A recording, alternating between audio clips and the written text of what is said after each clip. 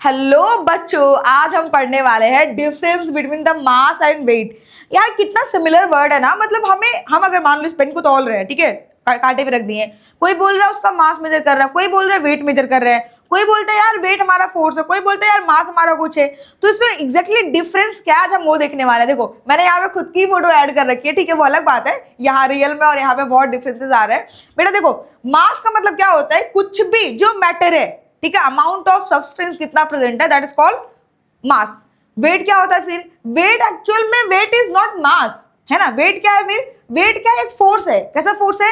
ऐसा फोर्स है बेटा जिस फोर्स से धरती माता किसी को भी अपने पास खींचती है। मान लो बेटा मैंने इस पेन को ऊपर फेंका, पेन जा रहा है, एक टाइम बाद नीचे आ गया। क्यों? क्योंकि क्या हो रहा है, हर एक टाइम पे जैसे पेन ऊपर जा रहा है ना, हर एक टाइम पे धरती इसको खींच रही है। मान लो हमने कुछ स्पीड दिया, इसको ऊपर जाना था, नीचे क्यों आ गया भाई? क्योंकि ये जैसे जैसे ऊपर जा रहा है वैसे वैसे अर्थ क्या कर रही है, हर एक मोमेंट पे फोर्स आया, खींच रही है, खींच रही है, खींच रही है। और ये एक टाइम तक जाते जाते इसकी स्पीड जीरो हो गई, एक हाईएस्ट पॉइंट पे स्पीड जीरो हुई और नीचे आना स्टार्ट हो गया, ठीक है। तो जिस फोर्स से धरती खींच रही थी इसको अपने पास, उसको हम बोलते हैं क्या? वेट। तो आज हम वही देखने वाले बेटा कि जो मास वर्ड है, जो वेट वर्ड है, उनमें एग्जैक्टली डिफरेंस क्या है। मान लो तुम्हारे एग्जाम में लिख के आता है कि राइट द डिफरेंस है, राइट द 3 या 4 point about the mass and weight, तो आप क्या करोगे? ठीक है ना, बहुत ही इजी है, आपका मैक्सिमम 10 मिनट जानी है, फटाक से आपको याद हो जाएगा, ठीक है ना। देखो मैंने लास्ट में इसके पॉइंटर्स ऐड ऑन कर दिए हैं, बट फिर भी हम पढ़ लेते हैं पहले, ठीक है ना बेटा। देखो मास होता है क्या है बेटा, पहली वर्ड्स तो ये है, 1 सेकेंड, हाँ पेन लेते हैं हम पहले। हाँ सो बेटा देखो, हमने पहला पॉइंट क्या लिख दिया यहाँ पे? मास। ओके, इधर क्या होगा बेटा? मान लो हमने बना दिया क्या? वेट। ओके, कुछ लोग बोलेंगे मैडम ये वेट WAIT वाला वेट, वो वाला वेट नहीं है, धरती माता का प्यार है, ठीक है। मास को बेटा हिंदी में हम बोल देते हैं द्रव्यमान, आई थिंक करेक्ट, हाँ द्रव्यमान बोल देते हैं, और वेट को शायद भार बोलते हैं, ठीक है ना। तो मास क्या करता है बेटा? पहली पॉइंटर ये है कि जो मास है वो अमाउंट बताता है। क्या बताता है?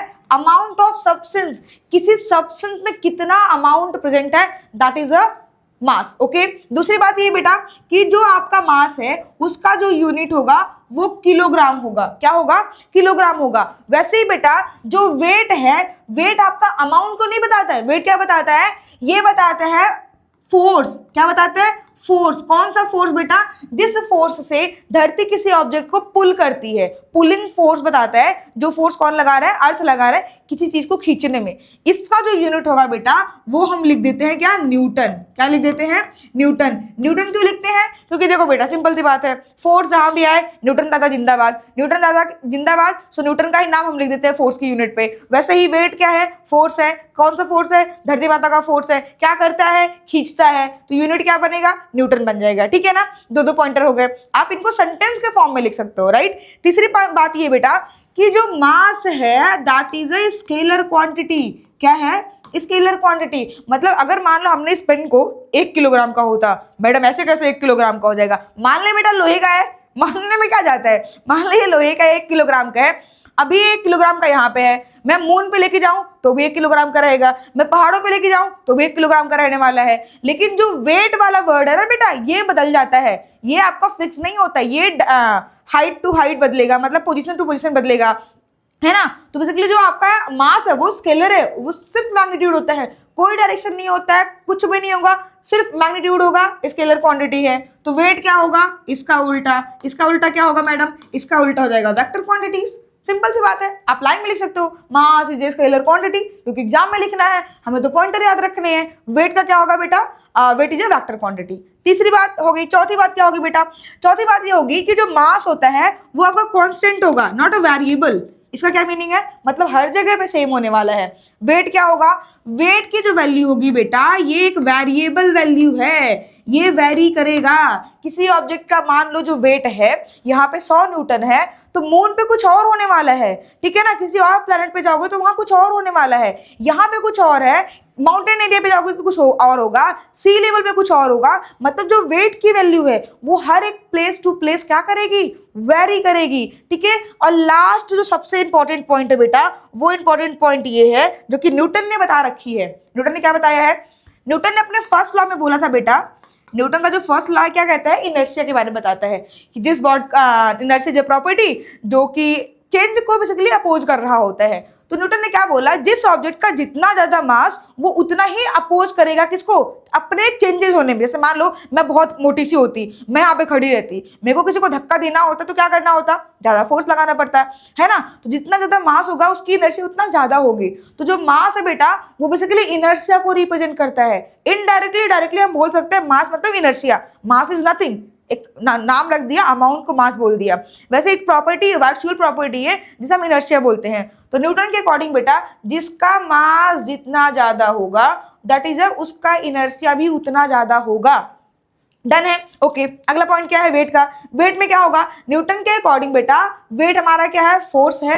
फोर्स है तो हम क्या लिख सकते हैं, यहाँ से अगेन एक फॉर्मूला बन सकता है बेटा, आपने वो पढ़ा होगा ना, F = ma, क्लास 9 से ही पढ़ते आ रहे हैं यार हम। तो हम वेट का फॉर्मूला लिख देते हैं बेटा, W = mg।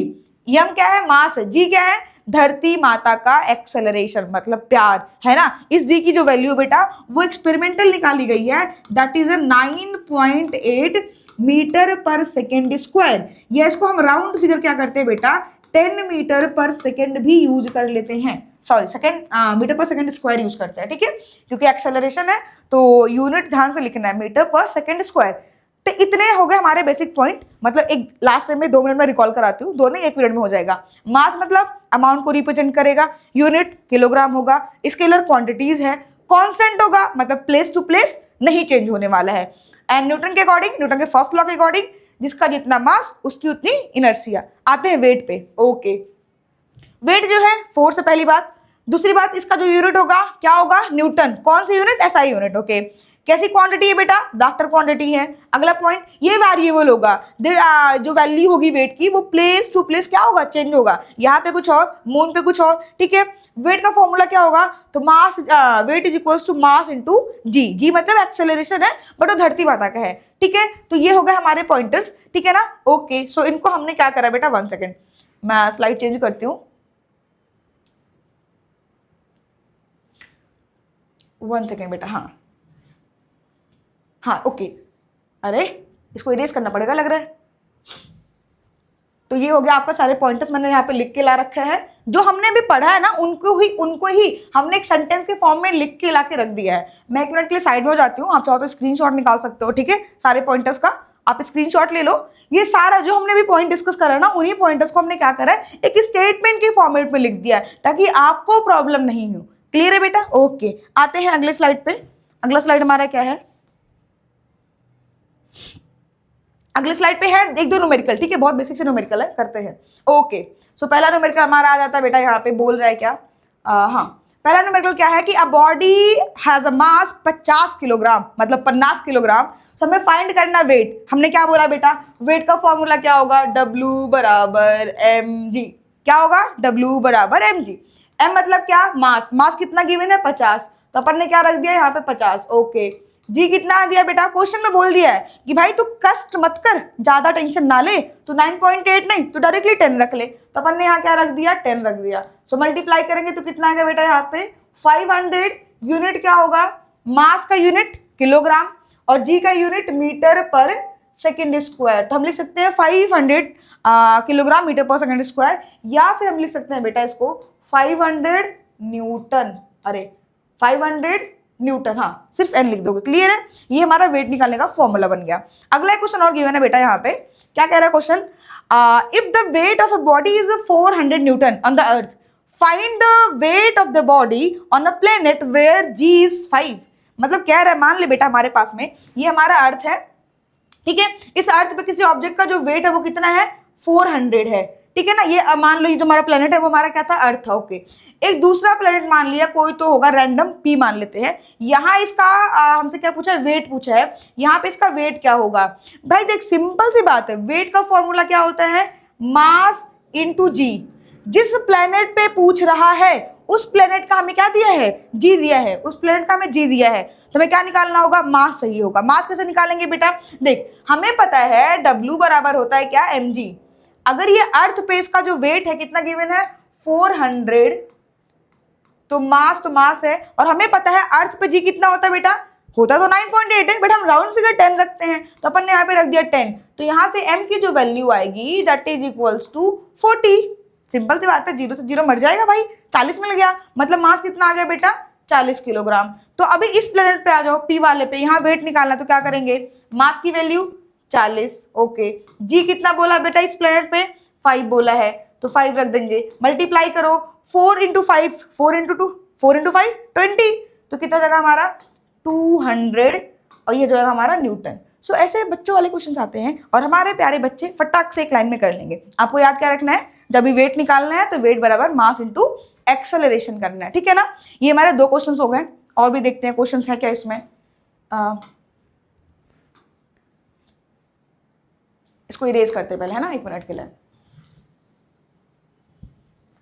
देखो अगर आपको वेट का फॉर्मूला याद है ना, तो फटाक से आप वेट की वैल्यू निकाल लोगे, उसमें कोई दिक्कत नहीं होने वाला है। और इन पे ऐसा कोई क्वेश्चन बहुत टफ नहीं आएगा बेटा, सिंपल सी बात है, तुम्हें मास दे देगा, बोलेगा वेट बता दो, और ओके खत्म हो गया। अच्छा लास्ट क्वेश्चन ये है, ओके ओके, एक क्वेश्चन और बचा हुआ है यहाँ पे, इसको भी कर लेते हैं। क्या कह रहा है बेटा यहाँ पे, क्वेश्चन पढ़ो तो। कह रहा है body with weight 196 Newton, 196 Newton दिया अर्थ पे, हमें क्या फाइंड करना है, मास फाइंड करना है। कोई बात नहीं भाई, कर लेते हैं।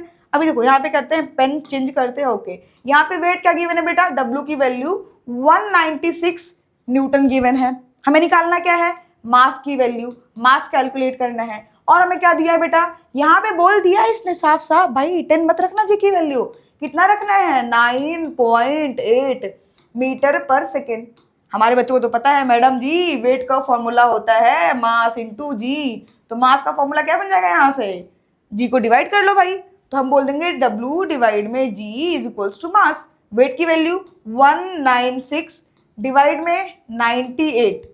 अभी देखो क्या होगा, 98 टू जा कितना होता है बेटा, सॉरी 9.8 था ना, हाँ, इसको हम लिख सकते हैं क्या, 196, ये जो पॉइंट नीचे इसको हम ऊपर 0 बना देते हैं, तो यहाँ पे आ जाएगा हमारा 98, 98 टू जा 196, तो ये इसको मार डालेगा 2 टाइम्स में, तो ये हमारा बन जाएगा कितना, 20। सो बेसिकली मास की जो वैल्यू आएगी दैट इज इक्वल्स टू 20, और ये यूनिट जो होगा बेटा दैट इज अ किलोग्राम। सो ये हमारा आ जाएगा मास का फॉर्मूला, ठीक है। ध्यान से करोगे तो आपके एक भी क्वेश्चन नहीं छूटने वाले हैं, और आपके बोर्ड में बेटा हर 1 साल के बाद रिपीट किया हुआ है। आई थिंक 23 में क्वेश्चन आ रखा था, 25 में भी नहीं आया था, मे भी रिपीट कर जाए, है ना। सो देखते हैं आगे, okay bye bye, take care.